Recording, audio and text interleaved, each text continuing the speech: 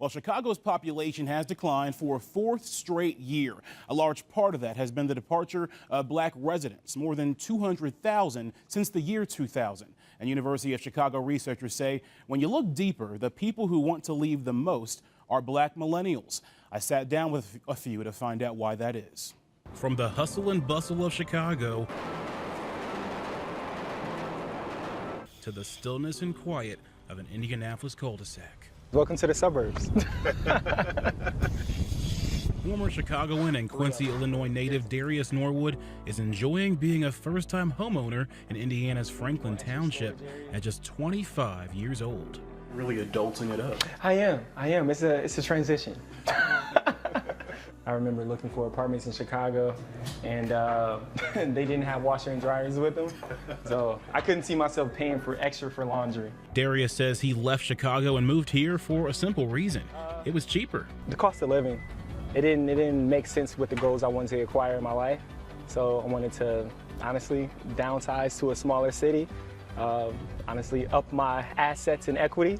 University of Chicago researchers David Knight and Margaret Brower have heard lots of stories like Darius's. A real issue of unaffordable housing and sort of unsustainable housing options. They've interviewed 200 young adults across Chicago about their experiences as a part of their Gen Forward Race and Place study, trying to figure out why black millennials like Darius are choosing to leave.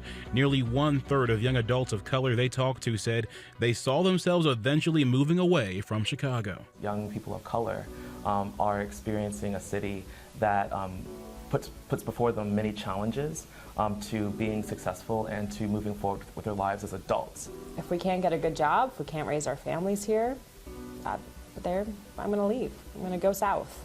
I'm going to leave the state completely. Some of the reasons cited are economic and business opportunity. 27-year-old entrepreneur Chloe Barnes felt like New York City had more to offer. And I felt for me that at this critical point of my career when my company was just starting off, it was important for me to be surrounded by resources, by opportunities, by access, and to be quite honest, by other people who had the same amount of passion and energy that I did towards starting new businesses and developing and growing and scaling businesses as well. But there just wasn't as much of that in Chicago. 29-year-old Lakita Washington of Hyde Park has similar sentiments. She's about to move to Los Angeles in September for a new public relations gig. She says it's harder to climb the ladder for black professionals. I love Chicago, don't get me wrong, but I feel as though with Chicago, it's a lot of competition, and there doesn't need to be any competition. I think we should work sideways and kind of help each other, and I don't think we are there just yet. Hyde Park's Taylor Wills is trying to get like Lakita. The 26-year-old grew up here and hasn't committed to a move just yet, but she feels like Chicago is pushing people like her out. Like as prices go up and as they develop Bronzeville and as they develop Hyde Park, will it be affordable for me? Will it be affordable for my friends? Like, where should we go? Where can we go? The U of Chicago study also notes that while white millennials may talk about leaving Chicago too, it tends to be for very different reasons. Many of them talked about kind of a lack of direct connection to the city, right? Which is actually very different than a lot of the African Americans we spoke to, the Latinx young adults we talked to, who in many ways feel like they're being pushed out of the city, and many of which who have a connection and a commitment to making the city better. The grass may be greener to some, but that doesn't mean they won't come back to the city that they were planted. One, I would like to see more of us in boardrooms, help leading change at the top of the corporations that's stationed there in Chicago. Chicago is going to always be home, but in order for me to grow at the rate that I want to, I have to move right now.